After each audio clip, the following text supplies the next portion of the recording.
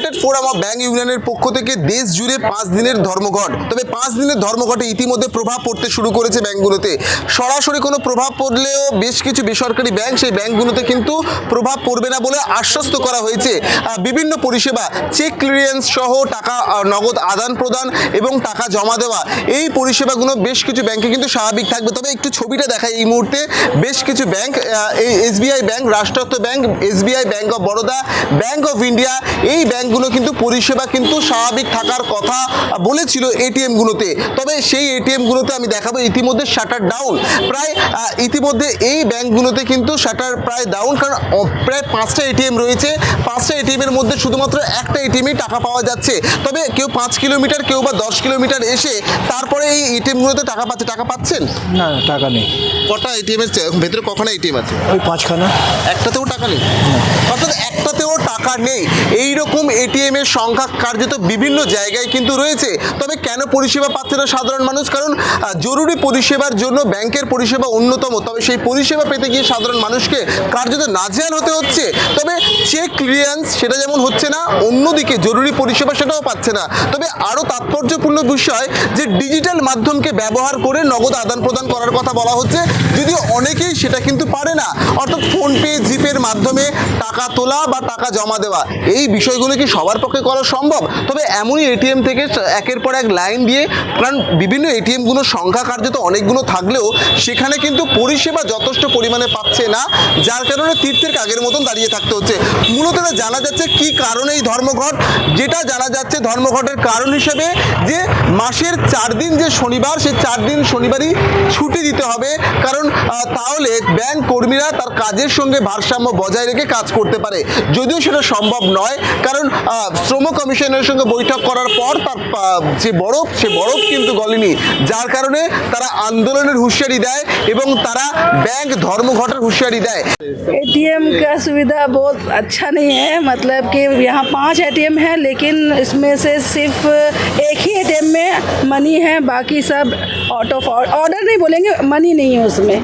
धर्मघट का तो पहले दिन में ये सिचुएशन होने से तो 4 दिन बहुत मुश्किल, हाँ बहुत मुश्किल है, क्योंकि हम लोग आते हैं बहुत सारे एटीएम में तो कहीं पर अमाउंट नहीं रहता है, कहीं पर आउट ऑफ ऑर्डर रहता है, तो कितना ढूंढने के बाद फिर किसी जगह पर जा कर के हमको पैसा निकालते हैं, तो इससे टाइम का लॉस होता है। और अगर इमरजेंसी में आदमी रहेगा तो फिर बहुत दिक्कत। तो एसबीआई को तो अपना सर्विस को अच्छा करना पड़ेगा, वही ना। 5 किलोमीटर से चल के इधर पैसा निकासी के लिए आया हूँ। प्रॉब्लम तो बहुत है, स्ट्राइक है तो हम लोग कुछ कर नहीं सकते। এবং সেই মতো 27 তারিখ থেকে লাগাতার ধর্মঘট এবং 5 দিন ব্যাপী সেই ধর্মঘট চলবে। এবং এটিএমগুলো কার্যত ঠিক এই অবস্থা, যেখানে দেখাবো যে এটিএমগুলো একদম প্রায় বন্ধ বলা যায়। এবং এই মুহূর্তে সেই ছবিটা আমি একবার দেখাই, ভেতর থেকে যদি দেখানো সম্ভব হয়। একের পর এক এটিএম, কিন্তু সেই এটিএমগুলোতে কিন্তু সাধারণ এটিএমগুলোতে একদমই সম্পূর্ণটাই বন্ধ এবং একটা এটিএমের মধ্যেও কোনো রকম টাকা নেই। অর্থাৎ এমন ছবি কার্যত সর্বত্র দেখা যাচ্ছে। এবং এই মুহূর্তে যে ছবি আপনাদের দেখালাম, যে একদম ধর্মতলার প্রাণকেন্দ্র, একদিকে ব্যবসা হচ্ছে এবং অন্যদিকে কলকাতা কর্পোরেশন, এবং সেই কলকাতা কর্পোরেশনের একদম ঢিলছোড়া দূরত্বে একাধিক এটিএম, সেই এটিএমগুলোতে কোনো রকম সুবিধা না থাকায় সাধারণ মানুষকে সমস্যার সম্মুখীন হতে হচ্ছে। এবং এই ছবি কলকাতার বুকে এবং প্রত্যন্ত জায়গায় এই ছবিটা যে আরও ভয়ঙ্কর সে কথা বলাই বাহুল্য। ইতিমধ্যে পরিষেবা পেতে সাধারণ মানুষকে নাজেহাল হতে হচ্ছে। পাচ্ছেন টাকা? হ্যাঁ ভাই, টাকা পাচ্ছে? মানে অনেকগুলো এটিএমে কিন্তু টাকা পাওয়া যাচ্ছে না এবং অনেকে বলছে সাধারণ মানুষের কতটা সুবিধা অসুবিধা। টাকা আছে, আমি দেখলাম, আমি তুলি। অর্থাৎ বেশ কিছু জায়গা ঘোরার পর এই ব্যাংকগুলোতে কিন্তু টাকা পাচ্ছে অনেকে। তবে এটা কিন্তু ধর্মঘটের প্রথম দিনের এই ছবিটা নিঃসন্দেহে কিন্তু শোচনীয়। কারণ একাধিক আমরা কথা বলেছিলাম, অনেকে 4-5 কিলোমিটার যাত্রা করার পর তারপরে এই এটিএমগুলোতে আসছে। তবে সাধারণ মানুষের জরুরি পরিষেবা পেতে ব্যাংক যে অন্যতম ভূমিকা পালন করে এবং এটিএমগুলো যে অন্যতম ভূমিকা পালন করে, ইতিমধ্যে একদম ধর্মঘটের প্রথম দিনে এসবিআই ব্যাংক শাটার ডাউন, সেখানে কিন্তু কোনো রকম পরিষেবার পাচ্ছে না।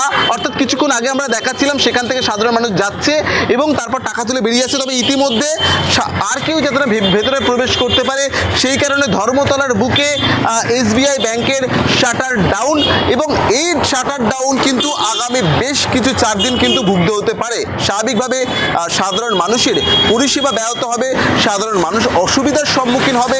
তবে এর ফলে এদের সমাধান কিভাবে হবে আগামী দিন, যারা ব্যাংক কর্মী তাদের সমস্যার সমাধান হলে হয়তো আবার ব্যাংকের পরিষেবা স্বাভাবিক হবে। যদিও ব্যাংকের যে ইউনাইটেড ফোরাম ব্যাংক ইউনিয়নের পক্ষ থেকে যেটা জানানো হচ্ছে, একটু কথা বলবো, ব্যাংকের রয়েছে টাকা রয়েছে? হ্যাঁ রয়েছে আছে। বেশ কিছু ব্যাংকে টাকা রয়েছে, তবে বেশ কিছু ব্যাংকে কিন্তু টাকা নেই, যেটা আমরা বলছিলাম, বারবার বলছিলাম। তবে United forum of bank of ইউনিয়নের পক্ষ থেকে জানানো হচ্ছে যে বেসরকারি ব্যাংকগুলো তাদের পরিষেবা কিন্তু স্বাভাবিক রাখবে, কিন্তু স্বাভাবিক রাখলেও কিন্তু আমরা ইতিমধ্যে দেখাবো যে এই যে আইসিআইসিআই ব্যাংকের ছবিটা এই মুহূর্তে দেখাই, যেখানে কিন্তু ইতিমধ্যে শাটার ডাউন, এখানেও কিন্তু পরিষেবা একদম এটা পাওয়া যাচ্ছে না। তবে এই রকম ব্যাংকের পরিষেবা সাধারণ মানুষকে ভুগতে হচ্ছে পরিষেবা না পেয়ে বিভিন্ন জায়গায়। ইতিমধ্যে ব্যাংকের ধর্মঘটের প্রথম দিনে কার্যত বলা যায় যে কলকাতা সহ বিভিন্ন জায়গায় ইতিমধ্যে সরাসরি তার প্রভাব পড়তে শুরু করেছে। ক্যামেরা রাহুল দেবনাথের সঙ্গে দেবরাজের রিপোর্ট, জজবাত 24 বাংলা।